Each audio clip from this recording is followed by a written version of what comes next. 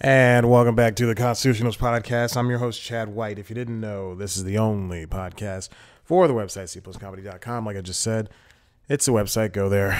We are back. I got to hurry up and do this. There's some type of more construction outside, okay? And it is the loudest machine that I've ever heard in my life. That's right by my window. It's not a lifter. It's not a dropper. It's not a digger. It's something that sounds like... if you have a PlayStation 4, just leave it running for more than an hour, and it sounds like a jet engine. It's like, and it's monotonous, and it keeps going on like that for a minimum of 5 to 10 minutes. It did it early this morning when I was watching Teenage Mutant Ninja Turtles, and it did it for about 5 to 6 minutes while I have been here setting up this recording. So we're going to go ahead. We're going to do this. If you didn't know, this is... what is the show called? The Constitutionals. It's a podcast where I sit down by myself in front of 2 cameras and a microphone. And I chat. I got an audition up recording. Just describing. Oh no. Here it comes. It's doing it again. This is insane. I don't know what to do. I'm already in the middle of recording. You can definitely hear it. That's annoying. And that is embarrassing. Maybe I can fix this myself. Maybe I can just throw a pillow up against the window. I don't think that'll help. I don't have any... This is so stupid. I'm going to keep going, though. We'll keep going with everything that's going on outside. And maybe it won't be as bad. Maybe I can do this. Maybe I can turn this down. Nope. This isn't helping. Nothing I do is helping. This is so embarrassing. I'm so sorry to the 6 listeners out there that believe that this is annoying. I started recording. I thought they were done. They ended, and then they had like 7 hours. They did it at like 7:30 this morning when I got back from the gym, and there was like a 7-hour gap. It's now 11:56. I don't know how math works. There's a 4-hour gap, so they definitely could have not done this for at least 2 more hours. Isn't it lunchtime? Go to lunch, guys. Maybe I should wait. Maybe I should wait to do this. Maybe I should stop talking. Who knows? Who cares? All right. Let's hop right into it. Since we're already in the middle of doing this, I'm not going to pause this stupid show. Oh, crap. I gotta do this thing. I got to do the timer. Nothing's going right. Okay. Let's get into this.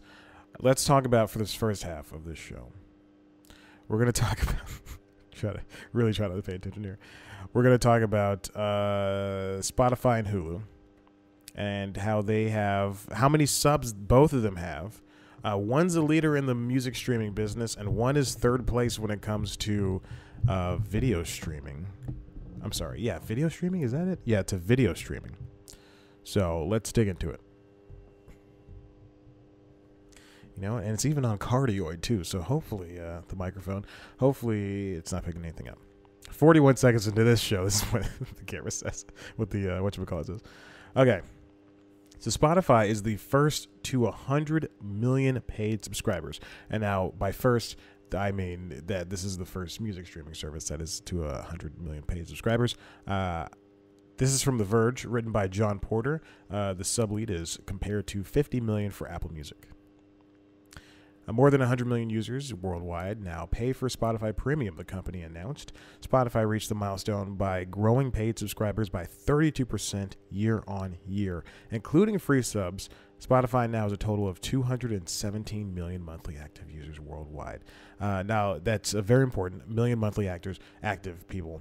There are people like me who probably have an account with Spotify, but use another service. Like somebody could use Apple Music or Google Play Music, which is what I use, and they can have an account and definitely not, open the app or use it on their computer at any point within a month's time frame.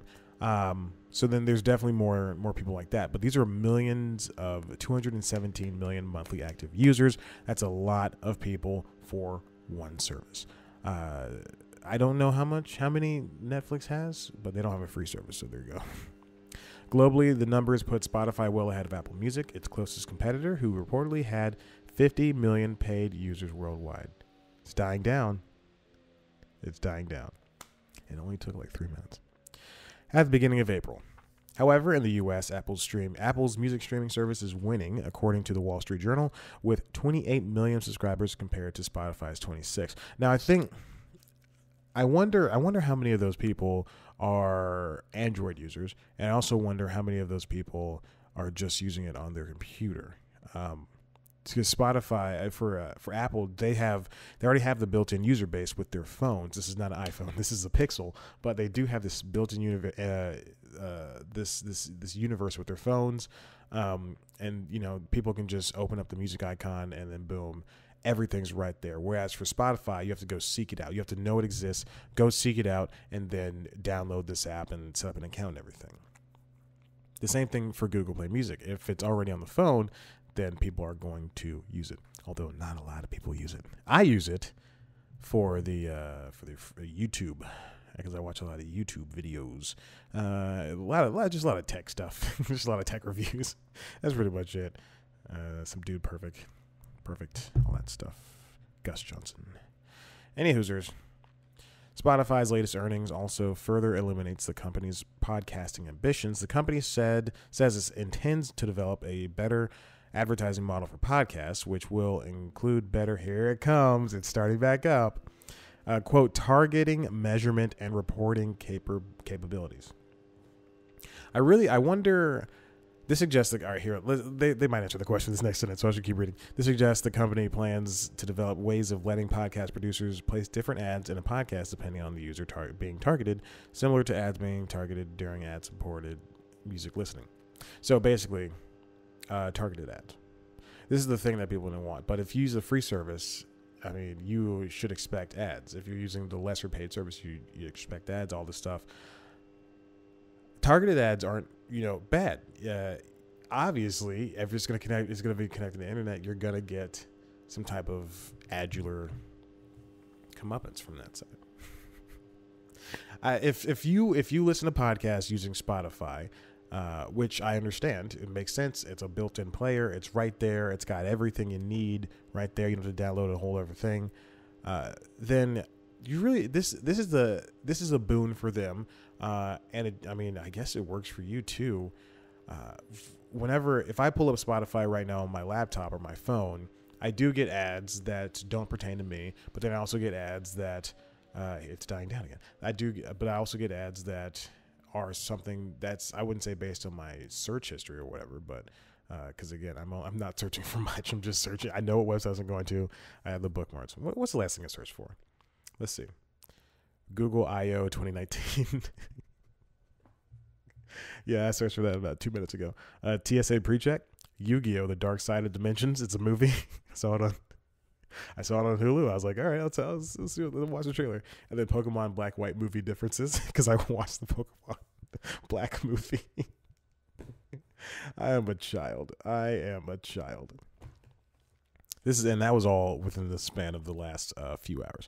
So you can get a sense of the ads I should have. Some type of anime inspired ads or Pokemon ads. I also started watching One Punch Man. I watched the first episode, dubbed of course, because I don't like to read when I'm watching TV. and it's a fun show. I enjoyed it a lot. It's a very quirky show. Spotify recently acquired the podcasting companies Gimlet Media, Anchor, and Parcast, and currently offers 250,000 podcasting titles on the streaming platform. By the end of this quarter, Spotify says it expects to have 222 to 228 million users, including between 107 and 110 paid subscribers. One of my favorite things about Spotify is that they're always working with other companies in order to get subscriptions to their business. They'll offer, especially like over the summer, Spotify by themselves, they'll offer $1, not over the summer and over like near Christmas, they'll do $1 for 3 months, and then you can have Spotify Premium for $1 for 3 months. They have student pricing, which is $5 or $6, and in that student pricing, you also get Hulu with ads, which is great, and then you also get Hulu with ads isn't bad. You pay $6. And you get to watch all these different shows and movies, and the shows, they have at max 3-minute ad breaks, and that's fine. Who cares? You don't make the TV shows. You're paying $6 for it. It's better than paying $300 for cable. This microphone is really high now. It's a very high microphone. Okay.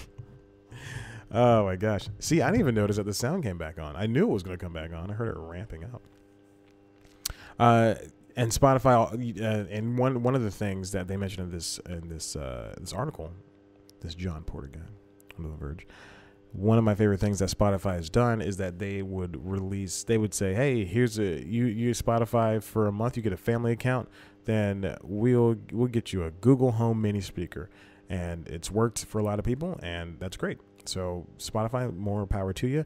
I remember years ago, Google was going to option to buy Spotify, and then I think Spotify said no, or Google bowed out. I want to say Spotify said no. And now Spotify is where it is. It's profitable for music. It's the only profitable streaming company that I know of. It's got all these subscribers. It's doing gangbusters. And Google's Google Play Music is. I use this in the most loving term, knowing that I use it every single day when I go take a shower, when I work out. It's trash. It's horrible. Now they're trying to do this to switch to YouTube Music. That was supposed to be months ago, and it's still, we have no word on it. Hopefully we'll hear about it at Google I/O 2019 next week. Maybe I will talk about that then. Anyway. Hulu, this is from CNBC, written by Megan Graham. Hulu reaches 28 million subscribers and announces new Marvel shows and ad formats. This is from the news upfronts, I believe, that happened yesterday, and they're going on to today. The upfront, or today's Wednesday. They would go on to the rest of the week, or the rest of the month. Excuse me. I'm sorry. I haven't done upfront coverage in years. So upfronts are where they happen twice a year. The beginning of the year, and in the middle of like the winter break, and then at the summer break, the start of the summer break, where TV networks get together and they're like, hey, this is what we're doing. This is what we're planning for the rest of the season. And you get to see into the new shows. You get to see into the ads. You get to see into how things work. I love upfronts. They're cool. I would love to participate in one. But this is Hulu, as Spotify has done before. Hulu's reached 28 million subscribers. It's doing really well. It's not, compared to Amazon and compared to Netflix, it's not doing the best, but it's doing great for what it is, for bringing you the broadcast TV shows that you need, that you love, the next day, for bringing you great indie films, things that Netflix hasn't done in a couple of years, things that Amazon has yet to do. So that's great. All these things are hidden. These services hidden straight niches, different niches. What would it say? Key points from the article. Hulu made a slew of announcements Wednesday in the presentation to advertisers. The streaming company plans to roll out a binge advertising experience, which comes as advertisers are increasingly seeking to reach customers in a way that doesn't annoy them or disrupt their experience. Hulu said its total customer base is now made up of 26.8 million monthly paid subscribers, with 1.3 million promotional accounts, reaching a total of 28 million. Who are these promotional accounts, and why don't I have one? I have been touting Hulu for years. Oh, wow, the GoPro is dying. The streaming service also announced new original shows based on Marvel Comics characters. So I believe Ghost Rider and Hellstorm are getting their own TV shows, so there's that. But this ad thing is very interesting to me. Let's talk about it. The binge advertising experience comes as advertisers are increasingly seeking to reach customers in a way that doesn't annoy them or disrupt their experience. This new format will, quote, make it possible for marketers to target binge viewers with a creative that is situationally relevant to their viewing behavior. We don't know how it's going to work, but some think Hulu will let advertisers sponsor a limited interruption binge session of a show. I wonder if that means that if you have the ad-supported version of Hulu, maybe instead of a 3-minute break, you'll get like a 1-minute ad in between the shows that you watch. So like if you're watching, if you watch 2 episodes of Property Brothers in a row, maybe in between those episodes of Property Brothers, you'll get 1 to 3 minutes of ads. I don't know. Hulu also offers pause ads, which appear when a viewer pauses their content on Hulu, which is fine. That's another thing. Great. Stop sitting down and watching 19 episodes of the show. But if you do, you pause it, you get up and go pee, and then you'll come back and you'll see like Glade plugins, across the screen. That's fine. The company said it's expanding the availability of those pause ads beginning in August. The company is expected to provide more detail on how pause ads and binge ads will be displayed during its Newsfront presentation in New York on Wednesday. That's today, baby. Maybe I should have held off on this, but this is the only chance I would have gotten to record this show. Okay. So that's great. Yeah, Hulu's definitely doing well, especially now that the price has dropped to $6 for the ad-supported version, and Disney Plus is coming out at some point in the fall. And now Disney's going to be able to give it its full attention, especially with it being the adult version of the streaming networks that Disney has. It's gonna be great, and maybe it'll have a skinny bundle. Skinny bundles again don't do too hot. They're not going to do too well. I don't know if I mentioned on this show. Maybe it was on News Time. But skinny bundles aren't predicted to do the best in the world. But it's fine. They'll figure it out. ESPN Plus is $5. Hulu, what it used to be called Hulu Plus, but then it dropped Hulu Plus, and now Apple TV Plus and Apple News Plus and Disney Plus and ESPN Plus. All these pluses exist. Hulu was the real front runner in that.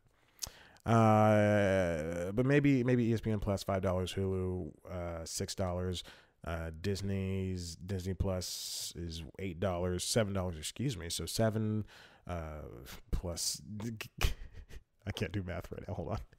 7 plus 7. Yeah. 6. No, it's $5.99. 7 plus 13, $18. So maybe they'll do $15 and you'll get everything. Maybe I'll be able to access Disney Plus on Hulu. That would be great. Maybe I'll be able to access ESPN Plus on Hulu. That would be great. I've been very itchy for the past, I would say, 3 months. All on my leg. It's not shingles, because I think I've had that before. Hulu's got some new food-centric programming, because people like that. And a series starring Kate McKinnon about Elizabeth Holmes. All right, great. That's going to be good. Listen, that was the first part of this podcast. Let's get on to the second part of the podcast, and I'll see you in a bit. Bye. Welcome back to the show. This is the Constitutionalist Podcast. If you're listening to this live, hello? What are you doing in my house? So what's been going on with me? I've been getting a little bit lazy with this News Time and Constitutionals thing. Admittedly, News Time is coming out on a Wednesday today, which is today that I'm recording this. I just couldn't get it written, and I couldn't get it shot for a lot of factors, mostly because I'm insane and I don't want people to be around when I'm recording these shows.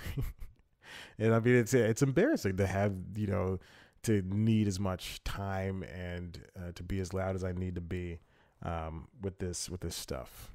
And I just don't want people here. It's fine. I get chastised about it by the lady friend in my life.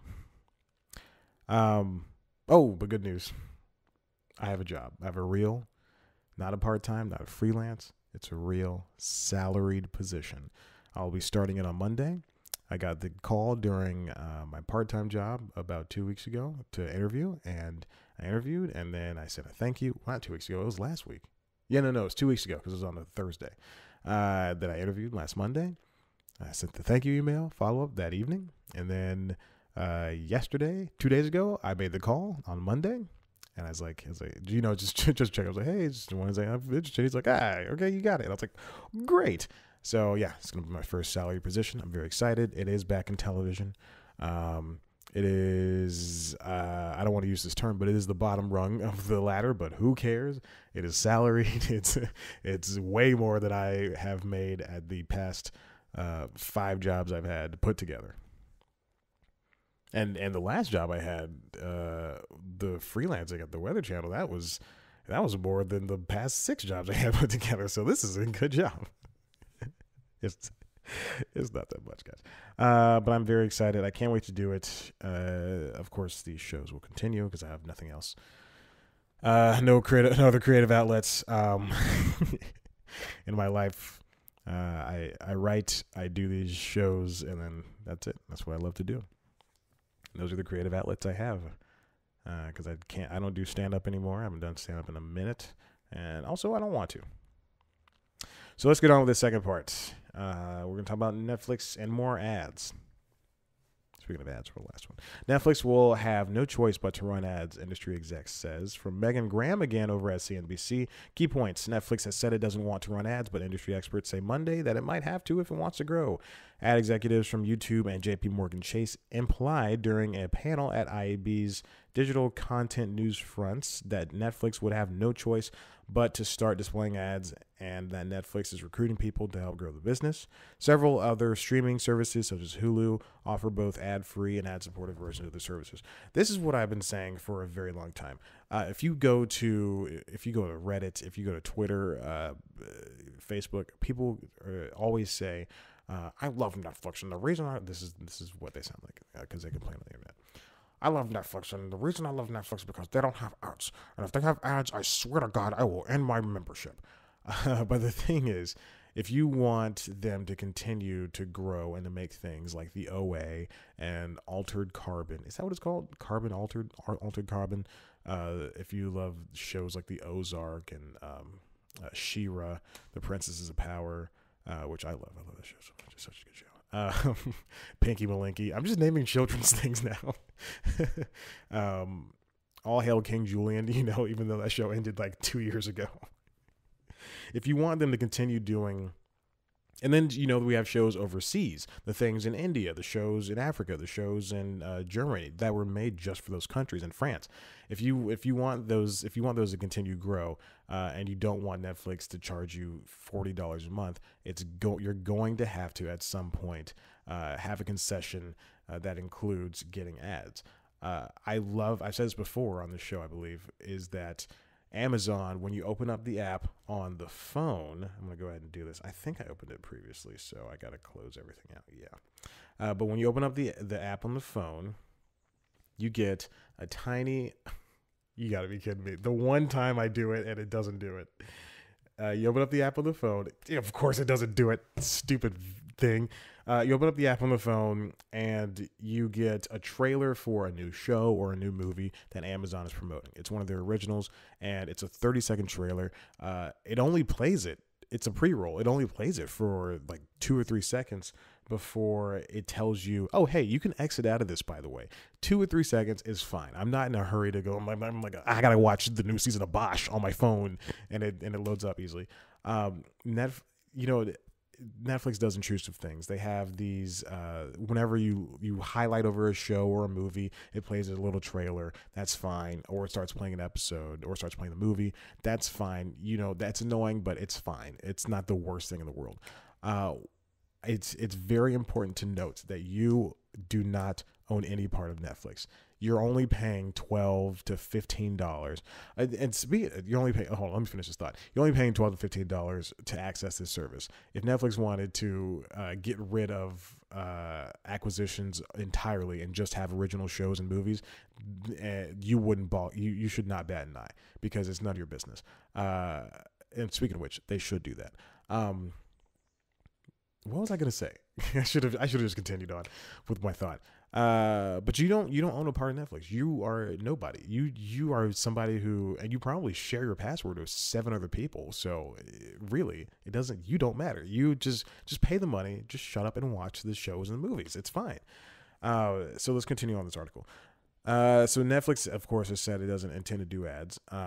And it's very important that that JP Morgan Chase, executives from JP Morgan Chase, less so, but more so YouTube. It's very important that they know. I think YouTube Premium is going to be dropped entirely, except for the namesake. And it's going to have shows It's the same shows from YouTube Premium that are on there right now, previously YouTube Red, but they're going to be ad supported on YouTube. There's no more YouTube Premium, which is great. So now you're going to be able to watch Cobra Kai, which is a great show.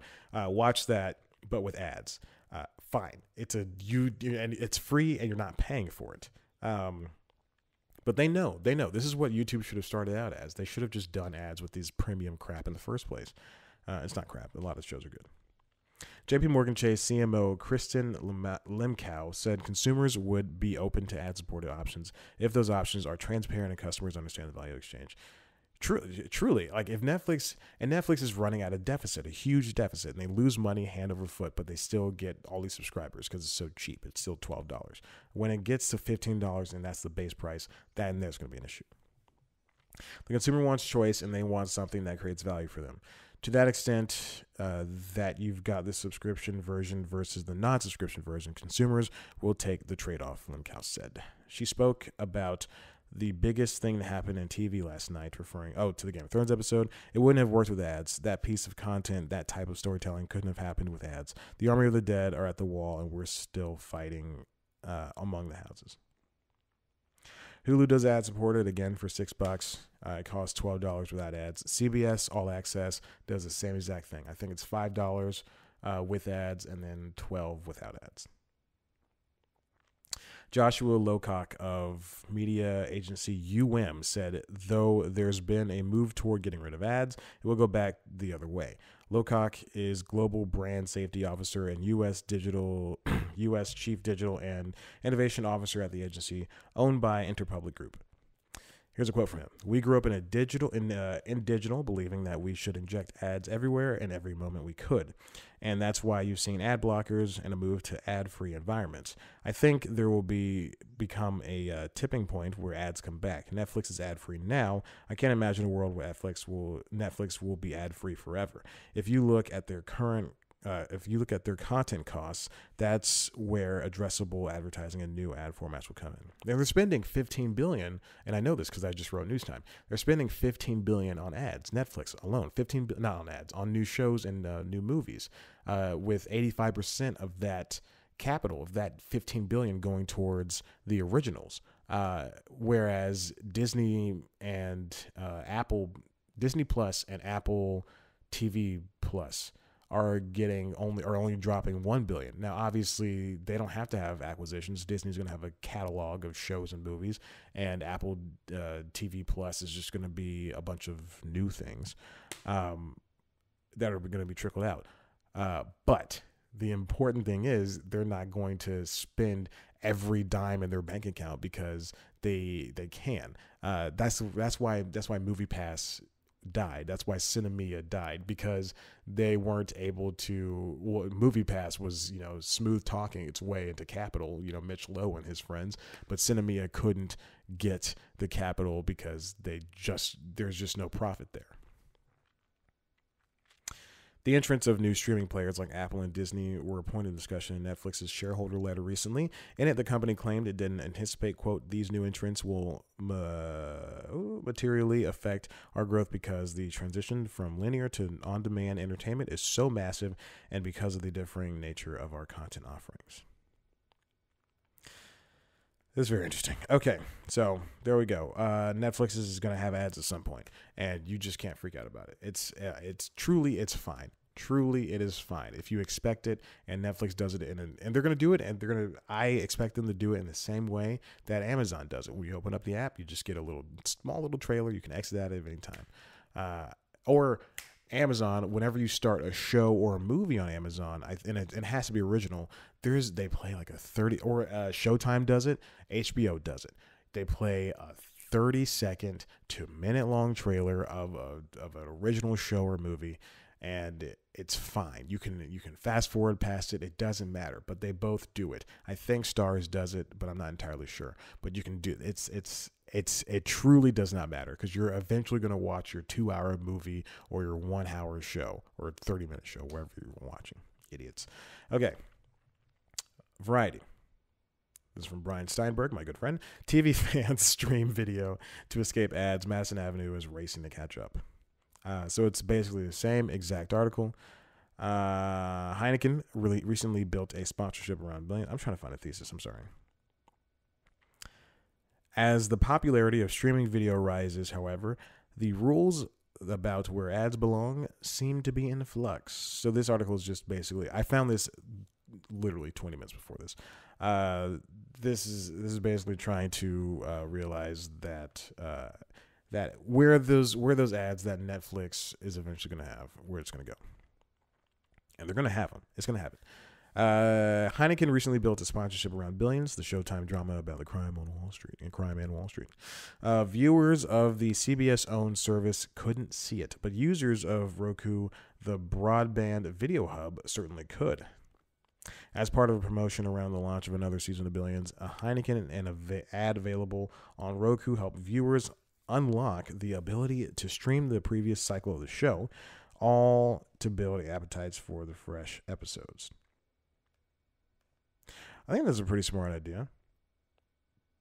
And this is what they say. This is what Scott Rosenberg, Roku's SVP and general manager of platform business, said about it. It's like a Showtime free trial brought to you by a brand.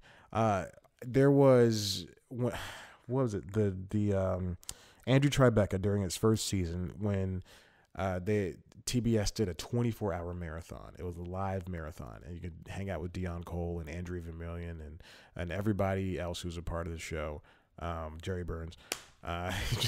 Just name all the bit players, and then don't name Rashida Jones and Steve Carell and Nancy Carell. Okay, but they had a 24-hour cycle, and if you watch the episodes, there were branded images within the show. There was a part where Giles and Angie get out of a truck, and they're driving a Ford truck, and a thing pops up, a lower third pops up, and it says "Brought to you by Ford," and that was an ad. That was technically an ad. SNL, Saturday Night Live, has to do ads within its show. I think it was like 2 seasons ago they started this, but sometimes there's branded content there for, I hate the word content, for Conan. There's sometimes they do ads that are like bits. For SNL, they would incorporate, they would do like White Castle, here's this, or like I'm gonna eat this Subway sandwich, and that's the same thing for Conan. Who else? Who am I thinking of? But those are three really good. All you need is three. There we go. Okay, let's get back to it. TV viewers are flocking to streaming services, Netflix, Amazon, Hulu, blah, blah, blah, blah, blah, blah, blah, blah. And yet Madison Avenue is racing to keep up with them.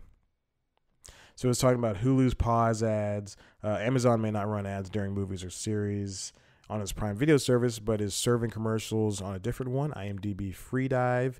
And it's testing ideas on Prime where an interactive ad for Avengers Endgame allow users to get information about the film sent directly to an email address. Viacom, saying the migration of viewers of all stripes to streaming, recently spent $340 million on Pluto TV, which is an ad-free streaming service where you can get basically antenna cable channels or these curated channels. It's really cool. I downloaded the app yesterday and played around with it. There's a lot of really neat channels on there, a lot of vintage TV. It's interesting, and it's like hundreds of channels, and there's a lot of stuff that you would want to watch. Again, it has ads. It's surging in a huge way, says David Lewinda, CBS's Executive VP of Digital Sales and Sales Strategy.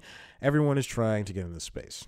To get there successfully, marketers need to work harder, particularly because consumers turn to streaming in part to avoid the glut of commercials found on regular TV.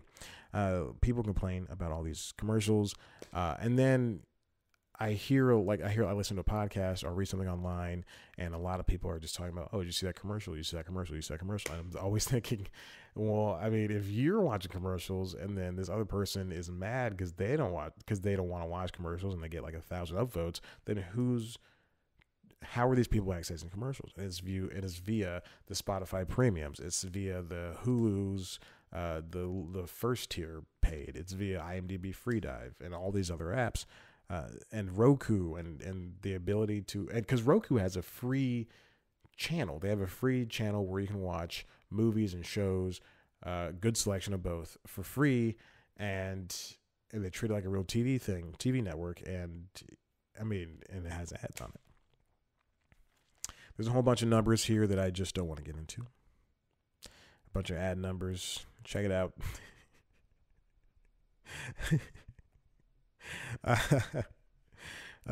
Figures it's talking about ad dollars that were spent or earned or whatever. I don't know.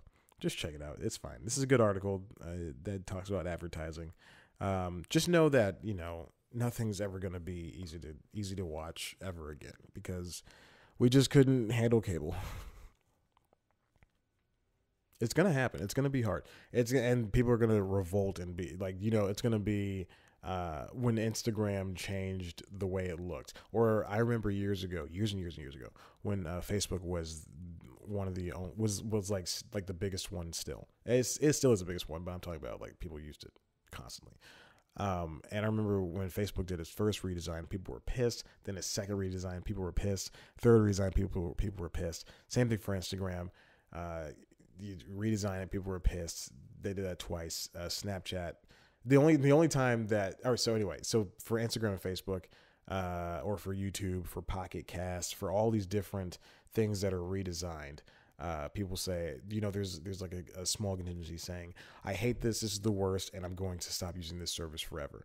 And then, moving forward, Facebook, Instagram, all these Twitter, all these redesigned things that are being redesigned, these apps, these services that are redesigned, it's still going to grow their subscribers all the time. Netflix, the Xbox app was just changed. I remember, apps were changed all the time, and people complained about the search bar, but you're still going to use Netflix.